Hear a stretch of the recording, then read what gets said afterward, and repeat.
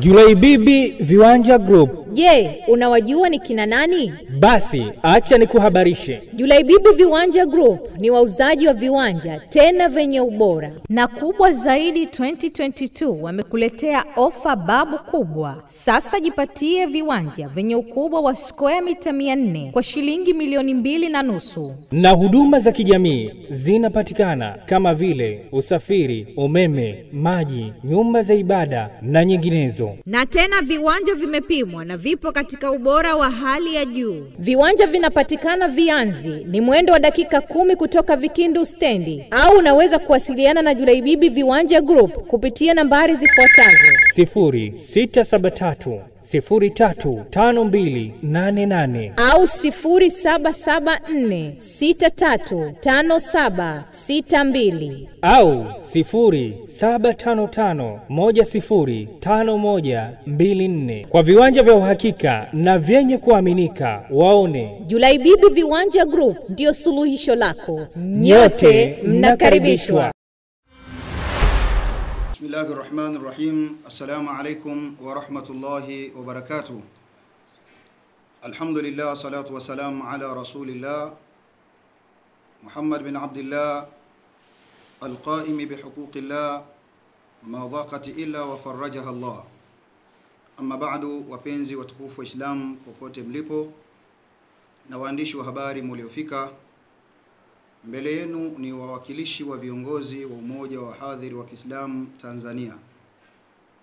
Na hapa tumekuja kwa lengo la kutoa taarifa kuhusiana na tukio ambalo leo ilikuwa lifanyike la mjadala unaohusu imani katika ukumbi wa PTA. Kutokana na mambo yalivyo, tumeona tuwaite ili tutoe taarifa kwa wale ambao hivi sasa wanaendelea kusubiri kujua kinachojiri katika online TV kama tulivyoalika, wasipate tabu ya kuendelea kusubiri baada ya kutoa taarifa hii insha Allah. Kwa hivyo hapa kwa niaba ya Umoja wa Wahadhiri wa Kiislamu Tanzania UWAKTA, tunaye msemaji hapa wa Umoja wa Wahadhiri wa Kiislamu Tanzania, na kama unavyotuona hapa tunawakilisha jumuiya. Tunaye Dr. Rashid Pilingu, tunaye katibu mkuu wa Umoja wa Wahadhiri wa Kiislamu Tanzania Sheikh Abubakar Jaili Moipopo, lakini tunaye msemaji ambaye ni Sheikh Saidi Juma Kinyogoli. Ninayesema nawe ni amiri wa Umoja wa Wahadhiri wa Kiislamu Tanzania, maarufu kwenu Ustadh Rajab bin Salim Juma Al-Kushairi. Kwa hivyo inshallah ipokee taarifa hii, na baada ya kuipokea tuifanyie kazi inshallah. Sheikh Saidi Juma, msemaji kwa niaba ya Umoja, karibu kutoa taarifa ya kilichojiri katika siku ya leo. Assalamu alaikum wa rahmatullahi wa barakatuh. Alhamdulillah wassalatu wassalamu ala rasulillah, amma ba'd. Tunamshukuru Mwenyezi Mungu na tunapokea yale yote ambayo Mwenyezi Mungu Subhanahu wa Ta'ala ameyakadiria kwetu, kwa sababu sisi ni wanadamu na Allah yeye ndiye mpangaji, ndiye mkadiriaji. Leo kama ambavyo mnafahamu na mmejipanga, mmejiandaa kufuatilia, tulikuwa tuna mjadala mkubwa ambao ilikuwa ufanyike mapema tu kuanzia asubuhi ya leo katika ukumbi wa PTA 77 Mtoni, na wengi mpaka sasa bado mpo katika hali ya sintofahamu. Na hii ni taarifa rasmi kabisa kuhusiana na kile ambacho kimejiri na kinaendelea kujiri juu ya tukio hilo. Ni kwamba tumepokea amri, maelekezo ya kututaka tusitishe na tusiendelee na chochote kuhusiana na jambo lile. Lakini maelezo haya hayakuja na ufafanuzi zaidi, isipokuwa imekuja amri, imekuja na ahadi kwamba sitisheni. Maelezo zaidi juu ya kwa nini mnasitisha mtapewa siku ya Jumatatu. Kwa hiyo kwa sababu amri hii tumeipokea kutoka kwenye mamlaka, nasi tukawa tumelazimika kutii. Na taarifa sasa tunakupa rasmi wewe ambaye pengine unasubiri mpaka sasa, unaona labda pengine mitambo tu ya online hizi haiko sawa, labda muda wote watakurudisha hewani, ni kwamba hilo jambo limesitishwa, na limesitishwa na mamlaka husika na kusitisha majambo kama hayo. Lakini tumepewa ahadi kwamba maelezo zaidi tutapatiwa siku ya Jumatatu kwa nini tumesitishwa. na wewe pia tunakuahidi kadri siku zinavyokwenda utakuwa ukiendelea kupata maelezo zaidi na zaidi juu ya jambo hili. Kimsingi tulikuwa tumejiandaa mpaka jana saa 6 za usiku tulikuwa ukumbini, kwa sababu ukumbi ulishalipiwa pesa zote ambazo zilikuwa zinahitajika kulipiwa na taratibu nyingine zote za kisheria za kutufanya sisi tuwepo pale kwa ajili ya kufanya mijadala.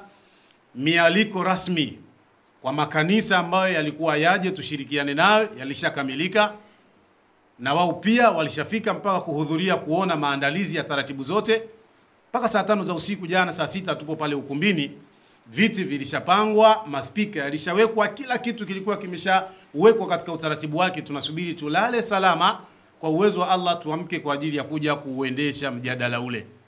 Lakini kabla hatujaondoka usiku jana pale ukumbini, ndio zikaja hizo taarifa saa 5 za usiku kwamba ili jambo kesho lisifanyike, na kutokea dakika hii msiendelee na chochote kutoka hapo mlipo mpaka pale ambapo tutakuwa tumewapa taarifa za ziada za kufafanua kwa nini tumesitisha, na hizo taarifa mtazipata siku ya Jumatatu wakati viongozi watakapokuwa wameingia ofisini. Tunatii bila shuruti ya aina yoyote, kwa sababu sisi ni watu tuliolelewa na tulioandaliwa kwa ajili ya kuheshimu watu wenye mamlaka. Tumelelewa, tumefundishwa kuheshimu watu ambao tuna imani hawana nia mbaya na sisi hatuna nia mbaya na wao na majambo yetu kwa ujumla. Kwa hivyo tunawatangazia rasmi kwamba hili jambo limesitishwa mpaka pale tutakapokuwa tumewaambia tena, pamoja na maandalizi yote ambayo tulikuwa tumeyafanya. Kwa sisi ni jambo lililotupa mshtuko, ni jambo ambalo limetupa wakati mgumu, ni jambo ambalo limetudhoofisha, limetupa hali inayotunyima furaha, kwa sababu maandalizi yalikuwa makubwa sana. Maandalizi kwa upande wa hoja kwa wasemaji wa Kiislamu, ukimwangalia Dr. Pilingu, Sheikh Hussein Ismail, Sheikh Shafi, Katibu Mwaipopo, Amiri Sheikh Rajab, wenye viti wetu, mashekhe wakubwa ambao walishakuwa wamejiandaa kwa ajili ya hili jambo. Tulikuwa tuna imani tunakwenda kufanya kitu kikubwa sana katika kutangaza Uislamu wetu. Kwa hivyo limetuumiza, lakini dini yetu sio dini ya kufurahi masaa 24 siku 7 za wiki. Unafurahi kwa wakati, lakini kuna wakati kuna vitu vinakuja kwetu kama mitihani katika dini. Kwa hivyo sisi tumepokea kama mtihani katika dini, nawe pia tunakusihi upokee kama mtihani. Sasa kwa pamoja tuone tunashirikiana vipi. Kila maelezo yatakapotolewa wewe uwe tayari kuyapokea, tutengeneze ushirikiano mzuri ili tuone sasa tunakwenda vipi kutimiza malengo ambayo tumefeli kwa namna moja ama nyingine kuyatimiza katika wakati huu. Tunawataka radhi wale ambao walitoka mikoani. Tumefika pale asubuhi ya leo kwa ajili ya kuweka mazingira sawa, na wenzetu watakaokuja maelfu ya watu yamefika pale ukumbini. Baadhi ya kamera zilikuwepo za televisheni za online, wanaweza wakawaonyesha wakiona kuna ulazima. Maelfu ya watu yamefika pale ukumbini, tukalazimika na sisi tuwepo pale kwa ajili ya kuwekana sawa. Watu wamesumbuka, wengine huko katika mataifa mbalimbali mmeacha mpaka majukumu yenu leo. Mmeamua kukaa sasa, tena mmefanya connection kabisa kutoka katika mitandao kuja katika television kwenye masebule yenu. Mmekaa sasa muanze kuangalia raha za Mungu akitangazwa, Pasaka ikifafanuliwa, dini ikitangazwa. Lakini kwa masikitiko makubwa hamkuweza kunufaika na hicho ambacho mmejiandaa kukipokea na kunufaika nacho. Tunaomba radhi, tunataka radhi sana, kwa sababu nasi pia tumeumizwa na jambo hili, na sababu kama tulivyotangulia kusema huko mwanzoni, tunayapokea yote ambayo Allah Subhanahu wa Ta'ala ametukadiria. Pamoja na yote hayo, hatuwezi kuacha kuwashukuru watu ambao walipambana nasi mguu mosi mguu pili, bega kwa bega, wakatushika mkono kila hatua. Japo tulikuwa tuna bajeti kubwa, mamilioni ya shilingi za Kitanzania, lakini mmetushika mkono. Huyu katoa 100,000, huyu 200,000, huyu 1,000,000, huyu 2,200,000, huyu 50,000. Alimradi tumepigana hatua kwa hatua. Milioni zaidi ya 2 na ukumbi, matangazo, magari yamepita katika mitaa kote, mabana yale yamekwenda kubandikwa ukumbini, na katika baadhi ya mitaa katika jiji la Dar es Salaam magharama makubwa hakuna mfano wake.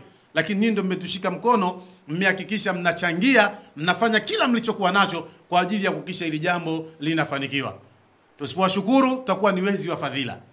Lakini hakuna mlichokosa, pamoja na kwamba ili jambo halijafanyika kwa sura hiyo ambayo tumewaambia, lakini malipo kwa Allah subhanahu wa ta'ala yapo kama tulivyokuwa tumekusudia, na Allah anatulipa kama ambavyo nia zetu tulizozifanya za kumtangaza Allah tumetoa kwa ajili ya kuhakikisha tunamtangaza Mwenyezi Mungu. Allah anatulipa kwa ukamilifu wake vile vile, hakuna kitakachopungua. Allah sio dhalim, Allah sio maskini. Allah ana uwezo wa kutulipa zaidi na zaidi, na kwa kadiri tumetoa tulivyokuwa navyo. Muhadhara ungefanyika, nafsi zetu zingefurahi, pengine malipo yangekuja kwa ajili ya sadaka tuliyoitoa. Lakini sasa tumetoa sadaka, malipo ya sadaka yapo na tunaumia, lengo halijatimia. Allah subhanahu wa ta'ala anatulipa na kwa maumivu yetu pia. Tusiwe wanyonge, tuendelee kufuatilia, na sisi tunawaahidi, kwa sababu tumesimama imara kuhakikisha tunautangaza Uislamu na tunapata sapoti ya kutosha.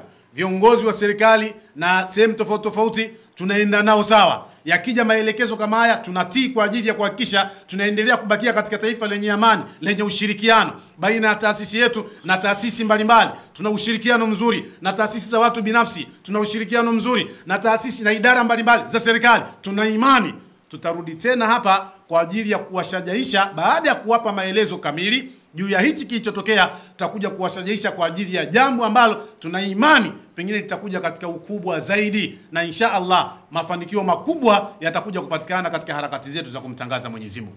Hatutaki tuseme marefu leo, hatutaki tuseme mengi leo. Tunayasema haya kwa uchache kwa sababu bado tupo katika mchakato wa kuhakikisha tunajua kiini ni kipi, chanzo ni nini, sababu ni nini.